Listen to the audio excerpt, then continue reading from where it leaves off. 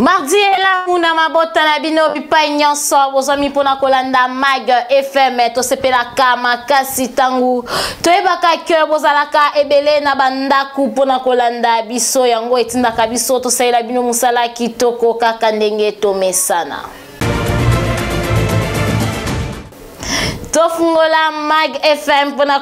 bino que numéro 1 ya la police nationale Général Blaise Kilimbalimba ayeba kinako kita na district ya Tchangu pe Moamba prosala mobange na carnaval kosolola na population po bayeba ko coopérer na la police pona oyetali kuluna pe ayeba ki ko kebisa ba policier oyo bazali kosala musala kitoko te pe akebisa ki ba kuluna na carnaval oyo bolanda. Reportage na commentaire ya Redina Nzei.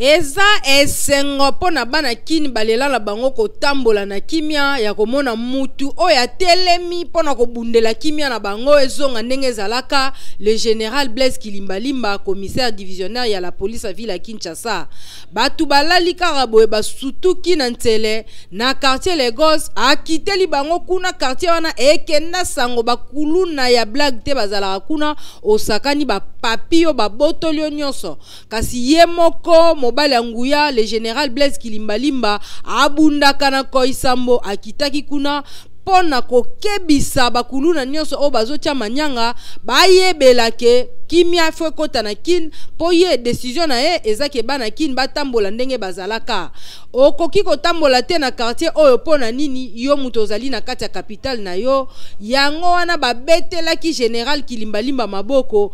peye asuka ki wana te akebisa ki ba policier na comportement na bango ba changer tourne wana ebandaki na ntele ekotaki njili ekezongi kimbanteke na quartier biela oboyoka ka zone rouge mon général Blaise Kilimbalimba akitaki wana ye moko mobali anguya asololi na ba policier esenge basala musala na bango kuluna moko te apema na kimia okangi kuluna ozwimbongo okozwa général Blaise Kilimbalimba na mukongo na yo po ya tuoyo maseke sili en tout cas Kinshasa pe ezwana nukimia général Blaise Kilimbalimba azwa kisusu nzela a continuer yenda na Moamba kuna na commune Kisenso o babengi banga moyo abanga rien abanga kaka nzambe na nzala kasi lobi bakuluna babanga ki mon général Blaise Kilimbalimba oyo ye moko ayebisi population soki likama ezali benga tangu likama ezosalema po ya turo bakuluna oyo fo baliambwa. Merci mon général Blaise Kilimbalimba. Biso ba victime to retirer téléphone, to retirer mbongo, toza wana Jemi Alpha o ba toza ba victime nangaba, to retirer. Kinshasa boyoka yo mtoza na mwana kuluna tala. Général Blaise Kilimbalimba lobi ya turoyo maseki ezate. Alobi asali. Binomo bozo mona nenga telemi na teni, soko talika elilingi na ye. Mwana, papa, maman, en tout cas, kebisa ndeko na kuluna po police nationale congolaise échanger. Akangima Général Blaise Kilimbalimba asili ko pinir batu oyo bazali ko bebisa mibeko ya leta ndeti bayaba a patrouille oyo babukaki mibeko ya patrouille sous ordre ya Général Blaise Kilimbalimba bakangamaki Hollande.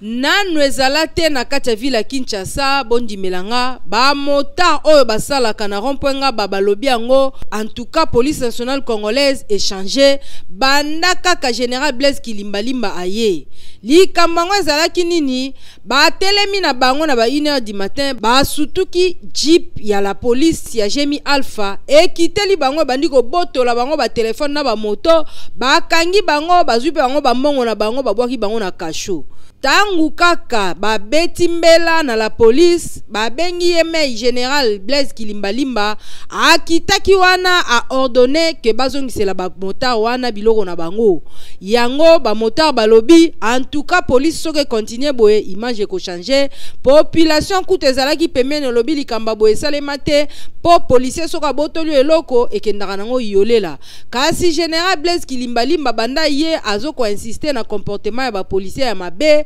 alobi cette fois-ci oya koyoka te rigueur de la loi ekokanga ye yango ba policier oya Jemi Alpha ba se retrouva ki mbala moko na kati ya kasho bazali au total 12 le colonel Alain Kasongo oya ko sala intérim akitaki wana sur ordre ya général ye moko alobi ba elema wana ba kozwa punition na bango tina lifobo pour la police eza susu ndenge ya kalate miso na bango ese komi pona kobate la population ndenge kaka général Blaise Kilimbalimba zotinda bango toyebisaki bino ba je esili ye moko alobaki eza chaud police nationale congolaise aza wana pona population yo mutu policier linko yoka te lapa na opo mon général asi atelemi.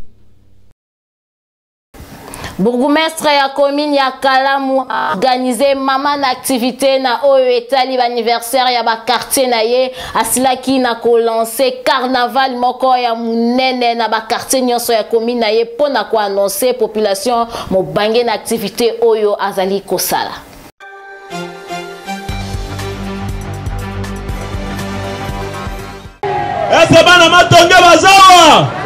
Lundi le 21 août 2023, commune ya Kalamu organisaki mobange na carnaval pour na ko informer na ba habitants so ya commune na bango eke bazali komi bongisa pona milulu oyo ko banda mokolo ya le 22 août 2023 na cadre ya ko fêter ba anniversaire ya ba quartier na bango.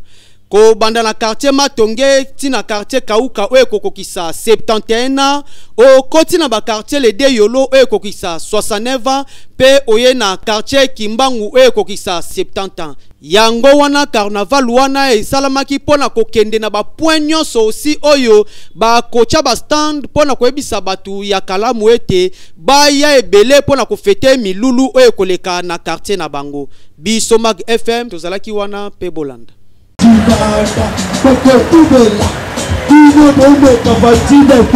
Charlie Luboya alobi akofete na bana commune ya Kalamu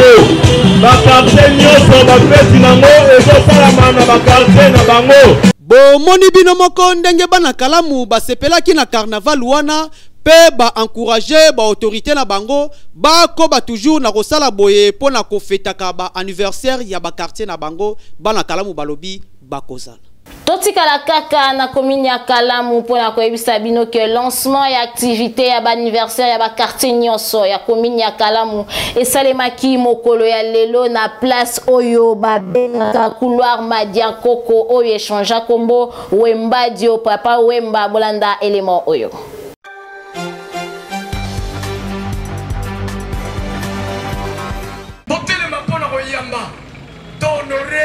Le premier citoyen de la commune de Kalamu. Atikaki bureau na ye akitaki sur place pour na kosala lancement officiel ya ba activité oyo organizaki pour na ba fête ya anniversaire ya ba quartier ya commune na ye nyonso yenani bourgmestre Charlie Luboya azalaki wana en personne accompagné na ba cadre oyo ba travaillaka na bureau na ye bino moko botala ndenge ambiance ezalaki na couloir Madia Koko et pa wapi lancement officiel et salemaki bana Matonge bazalaki bien motivé ko sepela na organisation oyo premier citoyen ya commune na bango asali pona ko sepelisa bango. Tosangani lelo pona ko lancer anniversaire na biso ya Yambo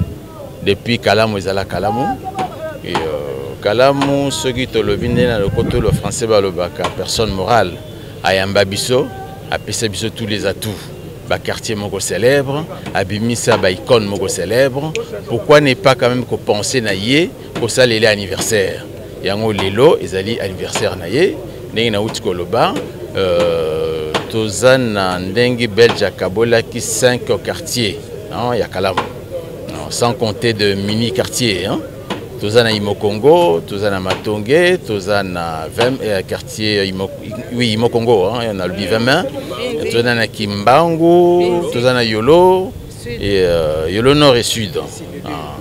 Donc Epindi nyonso wana tokosa l'anniversaire na yango. Bana Matonge bayaki ebele pona ko répondre na invitation oyo. En tout cas balakisi vraiment que bazali ba vrai bana ya Kalamu ba répondaki massivement et sengwezalaki ya kosakana te po balobi quartier na bango esika ndule vanda kunga esika ba grand sapeur bazali bango il faut balakisa ke commune ya Kalamu ezali commune oyo esalaka fierté makasi na ville province ya Kinshasa. En tout cas oyo bourgmestre ya commune ya Kalamu asali na cadre ya ba anniversaire ya ba quartier na ye epesa exemple na ba bourgmestre mususu boyoki Akinoa bazalaka mingi na système ya automédication soki abeli yemoko akobanda komimelela kisi sans que à se faire examiner. Mag FM et s'intéresse à qui na sujet wana.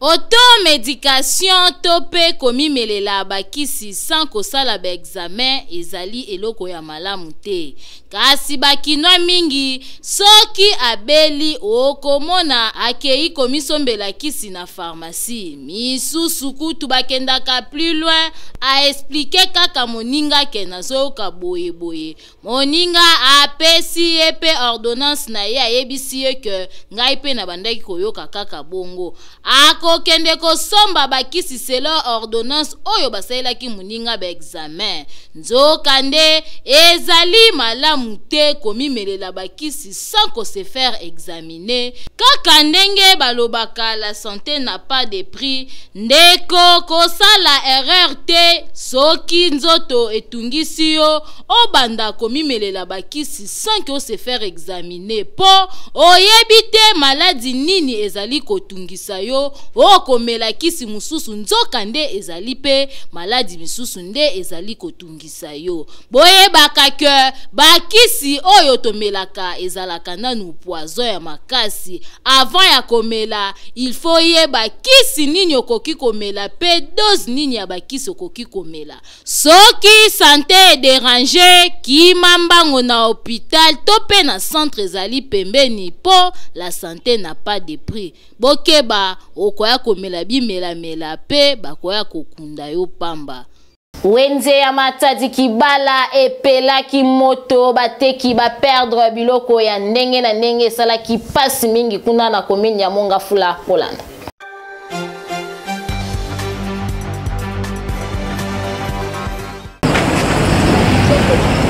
Yango ekomini nyango na ville province ya Kinshasa après j'ai à francophonie Kinshasa ekomi na j'ai ya bensanzi kalate awa ezalaki quand lufungula pe ba mituka ya ba carburant ezikaki na butu ya lobi Wenza Matadi Kibala eyebaki na kopela moto biloko ezikaki ya ndenge na ndenge bino boyebi ke mikolo eleki drame ya munene salemaka awa na Wenza Matadi Kibala batu bakufaka a cause ya courant oyo câble mer et katanaka et bomaka batu ebele. Après ko délocaliser bango balongoli bango bisika babandaki koteka bamemi bango bisika oyo tala malheur lisusu eye ba maison commerciale eziki biloko ya ndenge na ndenge eziki. Nzambe azwa lokumu ata mutu moko akufaki te kasi ba bien matériel nde foin ata ya ko récupérer zalaki te.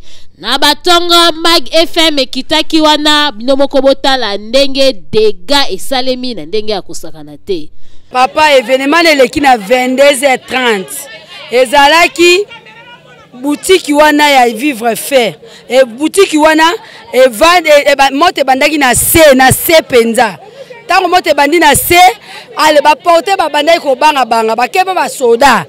boya mote ye basoda bosunga basoda bazalaki te ya kosunga bazalaki te baporte baobanga to osala ndeni basheke baye baobanga alembo te bandi kopela ntango epeli ezwi butiki mosusu oyo eza na oui banini yango nde memi ekoti ntina kati ya nini ya kabine alezwi bacourant esandi eye boye ti koto nyonso papa eye malembe toza na pasi makasi nde toza boye tomona te tobanda na nini tosuka na nini na la rentrée na bana na université baosala baexamen mikolo nyonso mbongo toza na mosala mosusu te tosalaka leta moto amemaki biso awa mpo na 8 mois toya kosala 8 mois après batongela biso lelo tokende 1 année et demie tosali deja wa solution ezwama te lelo biso tokomi boye leta lokola tata lokola mama akanisela biso po toza na ebandeli te neti nga naza na bana misatu na université natangisaka na humanité na université na debria kaka papa za mosate siko tokobanda na nini mama oyo nyonso baza mo ebele basalaka te mbana ngo basalaka te bavivra na kopi na bango oyo awenzi mutu muso aza na kopi 1 million ne olamuki na tongo neti masa nanga oyo nouveau marié a nouveau marié alamuki na tongo biloko ne nyonso eziki akobandela wapi akosuka wapi. En tout cas, toko senga kaka na ba autorité ba fongola misu po bensanzi oyo toko mi kotala yango na lisu ya mibale koluka koyeba ezali nini tope ekomi style ya sika batu bakufaka kaka na bensanzi tope bakinwa ba perdaka kaka biloko na incendie oyo ezali kitoko te. En tout cas, misu penza ya ba autorité ife fongwa mama vondo po solution ezwama po boye kitoko te. Bateki ya wenze ya Matadi Kibala bazanga ki maloba te balelaki epa ya ba autorité na oyo ekomeleli bango.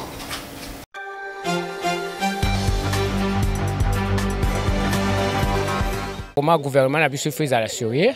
to délocaliser bato kuna l'ancien site biso parmi ba président syndicat o azagili parmi bato autres za victime ko motiver bato ba ya na tongo ko ya na campem. Croyez que non campem mais c'est ba assurer qui population c'est bien population aux à l'aise. Ma grande surprise avant que mais aussi que population za qui dans la menace ya ba soda et maintenant sous mesure aussi que tout le gouvernement a ebisa ki biso dans 6 mois ba kotonga ancien site neti bande ko nga lelo ba perdre des fois l'ancien site to bengana bango ba panzana la luenge biloko bungi ali sus coura et pelisi bande ko ba mama onyo so baza mo ebele basala te mbana ngo basala te ba vivre na kopi na bango oya wenzi leta moto amemaki biso awa mpo na 8 mois toya kosala 8 mois après batongela biso lelo tokende 1 année et demie tosali deja wa solution ezwama te tolebina gouverneur Gentini Nkobila atala bato na ya délocaliser ke nini ezokomela ba eloko nini ezokanga ye pour réaliser ba promesse apesaki biso population ya Mongafuli soki bato bakomi ba pauvre boye eza po toyokela ye ke totosa l'état congolais à promettre biso ke bo délocaliser totongela bino marché moderne atongi marché moderne te mais mabote belewe batika ba pauvre tozozela kaka bango basalela biso wenze Mongafula tozana wenze te oyezaka ngape ekufi yango na yeko talati ekufi nyonso ekufi mutu azwi ate loko azate. Barré de bus ya ville province ya Kinshasa et komanango bandaku pour la ben civique et komi kopesa pasi mingi na population surtout na babutu pour na ko telema ko zo transport Henriette Futila a pesi biso ba détail.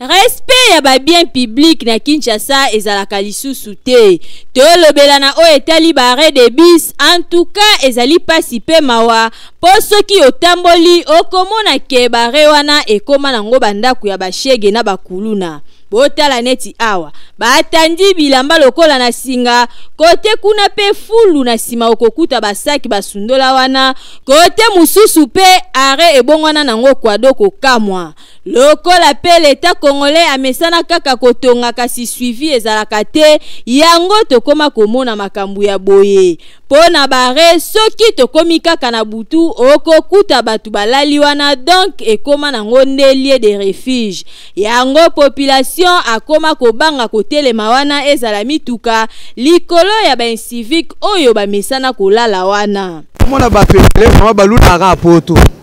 mais pour ni vraiment biso pe tosala pe mboko na biso comme lokola poto bare wana basali yango pour que non mutu vraiment donc akope manaye place wana pour la transport mais to mona vraiment comme bosoto ba chege ba komola la wana ba mama mususu ba komoya na bana wana na ba fazer mususu ba komola la wana mais suivi ce que ezala nango makambo nyonso wana vraiment donc elingeza esalema nango te ya to senga mingi pa ba autorité na biso que non ndenge vraiment bakendaka poto balulaka poto bakomisa pe ville province à Kinshasa ndenge vraiment donc bamona pe poto wana pe biso vraiment tozaka na Kinshasa lokola ville ya munena na mboka na biso donc tozaka na ville mususu te gouvernement congolais abandaka bien maso a toujours bongo zenenge ya Congo ba ko sala loko moko ya bien omoni kana wi bazo sala loko ya bien mais suivi ezalaka te yo moko bien suivi penze ezalaka te okomona esika na 8e heure soko okay na ba 20h okuta bakuna balali moyo te mwana eza susute moyo te matana petit peu va eza le susute comme bakuluna bango bazaka suivi na loko te bango kaka basali musala bango bakeke silesi zenenge ya Congo barre de bis oyo ezalaki batransco fo ebandotelema babisi nyonso fo ebandotelema bakoma kotelemela baplace wana te bazotelema place oyo barre de bis eza te mais place oyo ya barre de bis eyo kokoma ba ndaku ya bakuluna ya bashege ozomona batu moko bazolala position moko eza te moyen moto yaza normal aye kozela bis na ye atelema wana eza te bakomi kotelema mopanzi mais eloko nazosenga vraiment na gouvernement congolais bazwa disposition ya koréhabilité ba place wana malamu pour que biso nyonso tobanda kotelema wana po tozelaka bis na ndenge ya kimia awa tokosenga kaka na bakonzi bameka nanu kosalaka suivi na ba bien public oyo po population akoka koprofite nango lokola bijou na bango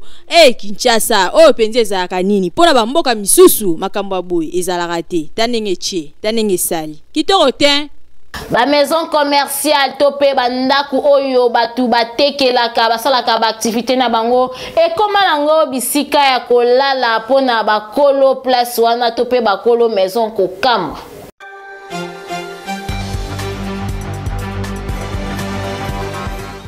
lelo soki otamboli na ba commune to pe ba quartier mingi oko remarquer que ba maison commerciale mingi ebongwana nango bandako ya kolala nzoka nde nakala ezalaka soki mutu azwi maison pona koteka soki asilisi koteka akangi maison ake kolala na ndaku na tongo aye kofongola kasi etikala lisusu bongo te kokamwa okokuta famille mobimba bavandaka kaka na maison makambu nyonso esalemaka kaka wana côté mususu ezali malamu te po ba maison mingi ezalaka tout au long ya prince surtout que na butu makasi mituka etambolaka na vitesse po air wana circulation ya bato ezalaka lisusu penza te donc moindre faut pas accident okomona mutuka eke kosilisa course na ye na maison soki bato balalaki na kati bakozwa likama ekopesa pasi to pe soki miyibi bakoti bakoki pe koboma po ba récupérer biloko donc eza kotia vie en danger.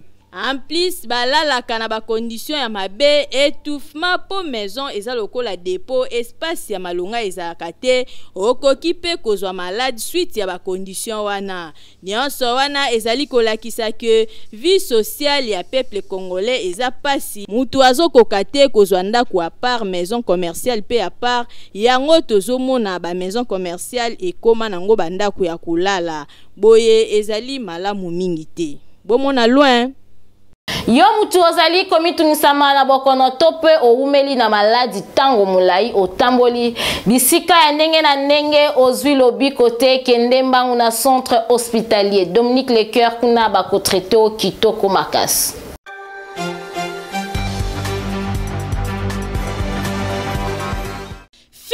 Fini makambu ya kokende ko se faire soigner na ba centre ya simandaku oyo ezali koboma ba congolais mingi po mobange na hôpital oyo ezali na ba norme sengeli yangoyo. Centre hospitalier Dominique Lecoeur eye kosunga peuple congolais azwa soin ya malonga na ndenge esengeli mwana Congo. Centre hospitalier Dominique Lecoeur okokuta awa ba pareil ya malonga ya médecine moderne ya solo oyo ezali ko détecter maladie nyonso ebombani na nzoto ata ebombani na songe ya suki grâce ya ba pareil oyo maladie wana ekozala détecter. Awa bazali na laboratoire ya malonga kaka pona kosunga peuple congolais. Esengeli boyeba ke ba médecin oyo bazali ko traiter pe awa bazali ba médecin oyo batanga médecine na libanda ya mboka kasi baye ko pratique yango awa na République démocratique du Congo pona kosunga bandeko na bango bazwa soin ya malonga na ndenge esengeli. Na oyo etali prise en charge bomi tungisama te kokende libanda ya mboka na centre hospitalier Dominique Lecoeur prise en charge ezali assurée. Esengeli koyeba lisusu ke centre hospitalier Dominique Lecoeur ezali na ba service locaux la chirurgie, maternité, radiologie, kinésithérapie, échographie, endoscopie. Nyonso wana kaka po basunga peuple congolais ba patient na bango bazala bien traité. Na oyo etali cas d'urgence soki obeli na ndaku ozali na possibilité ya kokoma hôpital benga kaka ba numéro oyo po awa ba ambulance ezali bakoya kozwa yo tina ndaku pe babandi ko traité yo na kati ya mutuka tibo kokoma na hôpital. Makambo boye okomona ngo bipai nini soki na centre hospitalier Dominique Lecoeur te. Otuningai centre hospitalier Dominique Lecoeur ezomi wapi? Boki Mambangu na quartier Joli Park avenue Ring numéro 4 plus précisément na commune ya Ngaliema. Bokende na bino bikenda kenda te na ba hôpital ya Simandaku po la santé n'a pas de prix. Boyoki oyembaka ozali na besoin ya kobimisa album tope maxi single na yo solution ezwami grâce ya studio liloba olie obima libanda ya mboka okende ko dépenser bambongo ebele na mbongo muke na studio liloba bakosalela musala kitoko ndeti kaka obima ki libanda ya mboka.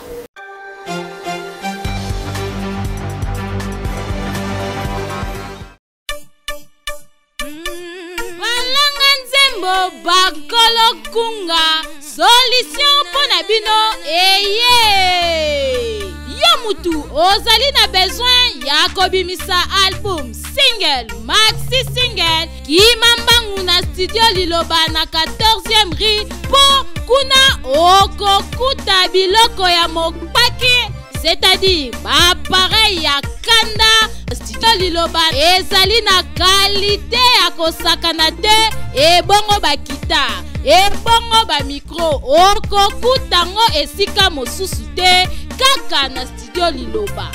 Awa soki okoti okoyemba lokola Angelu po awa son erataka kutu te awa tobetaka na biso mopanzi te po nyonso ezali na qualité. Enregistre album na yo awa ebimi lokola outaki na États-Unis nzoka nde enregistraki yango kaka na ville province ya Kinshasa na 14e rue na studio liloba. Awa ozali na tante ya kokende kosala mastering libanda po nyonso ezobeta mata na studio liloba.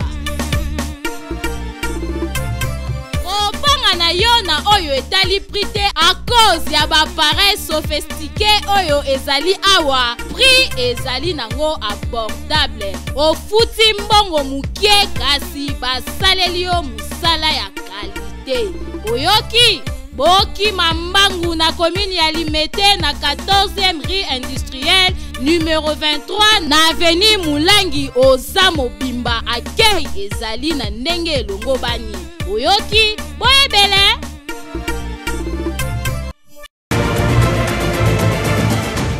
Tokomi na suka ya Mag FM soki bo sepelaki na édition ya mokolo ya lelo bo pesa merci mingi na équipe technique pe rédactionnelle oyo bazalaki wana pona kosala musala kitoko na sima caméra tozalaki na Rabi Fuka yende mutu abendi biso bilili kitoko makasi montage ekumba maki epai ya Peta Franci yende mutu a monter ba élément ya lelo kitoko makasi kaka ndenge tolobaka jamais tokabwana koloba maloba ya motuya oyo papa na biso aibisaka biso toujours nul n'a le droit d'être heureux seul sur la terre wana maloba ya Yemei de King Daddy de Daddy Papoune Maître Billy Maloua Cléophas boyoki nul n'a le droit d'être heureux seul sur la terre. Ngalabino tokutani mikolo ezali koya soki nzambe apesi biso lisusu bon. Te